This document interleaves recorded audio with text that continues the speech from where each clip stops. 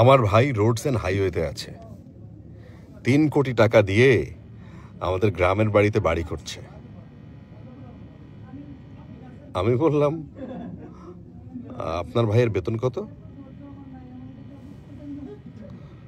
গর্বে ভরা চেহারাটা মুহূর্তে ছাই হয়ে গেল। দোস্ত বলিস না, এই যে শালা ট্রাফিক পুলিশ, এরা পারলে 2 টাকাও ঘুষ খায়। দোস্ত, তোদের ফ্ল্যাটে কত খরচ পড়েছে রে? এই সব মিলিয়ে 97 লাখ। তোর বাবা তো ট্যাক্সে আছে, তাই না? বেতন কত? চেহারা আবারও ছাই।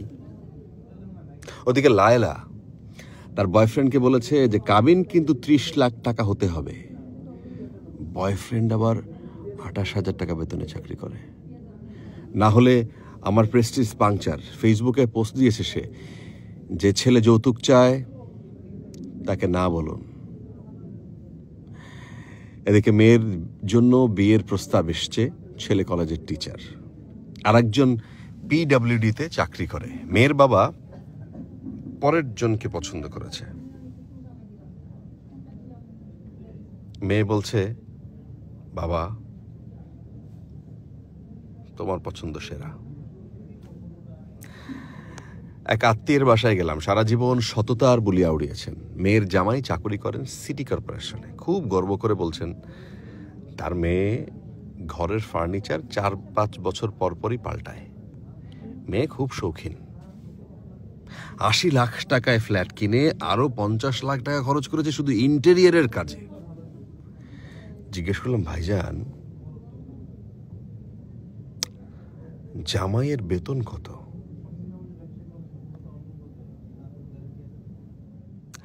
অফিসে বসে আছি, একটা ছেলে সালাম দিয়ে ট্রেনের সময় জানতে চাইল। কথায় কথায় বলল তার ভাইও রেলওয়েতে জব করে। জিজ্ঞেস করলাম কোন পোস্টে? ও বলল ইঞ্জিনিয়ার, ডিপ্লোমা। তার ভাই নাকি 6-7 বছরে অনেক কিছু করেছে। জিজ্ঞেস করলাম তোমার ভাইয়ের বেতন কত? উত্তর নাই। আমরা এত নষ্ট হয়েছি যে আমাদের কোনো লজ্জা নাই।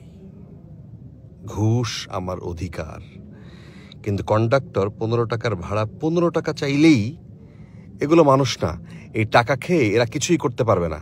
মানুষের টাকা মেরে কিছুই করা যায় না। অথচ একটু আগেই বাসে মোবাইলে আলাপ করছিল একটা বেসরকারি ব্যাংকে চাকরির জন্য 9 লাখ আর 10 লাখ ঘুষের আলাপ। কন্ডাক্টর গলা কাটছে শিক্ষিত দুর্বৃত্তরা। শিক্ষিতদের গলা কাটা বড় নির্মম, দেশটাকে এফোড় করে দেয়। কন্ডাক্টররা একটা নিদারুণ সত্যি কথা বলে, আপনারা যে কলমের খোঁচায় কোটি কোটি টাকা মাইরা খান, এই হিসাব তো আমরা নেই না। কথা সত্যি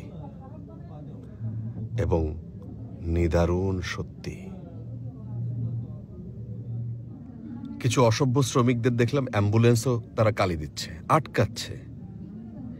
সেই অ্যাম্বুলেন্স দেখে মনে পড়ে গেল এর চেয়েও ভয়াবহ অসভ্য গোষ্ঠীর কথা, বিভিন্ন ওষুধ কোম্পানির দালালদের কথা, যারা অতি উচ্চশিক্ষিত ডাক্তার এবং যাদের পেছনে রাষ্ট্রের কোটি কোটি টাকা খরচ হয় তাদের কথা।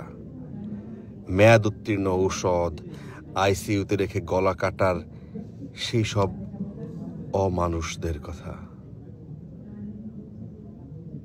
মানুষ হয়তো আছে, সংখ্যাটা কম। মেয়ের বিয়ে ঠিক হয়েছে, তা কোথায় হলো? ছেলে কি করে?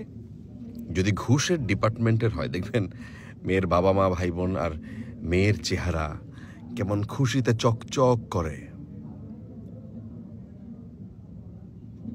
অথচ এই যে অরাজকতা, এই যে ভেজাল জিনিস, এই যে অতি উচ্চ মূল্য, এই যে গলা কাটা সেবা, এই যে পেনশনের টাকা তুলতে ফাইলের পেছনে দৌড়াতে দৌড়াতে জুতার তলা ক্ষয় হয়ে যাওয়া, এর কি শেষ নাই?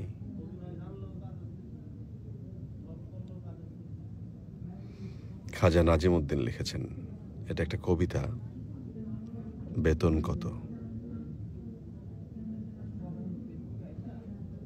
এই কবিতার আবেদন শেষ হয় না, কত কিছু পরিবর্তন হবার কথা।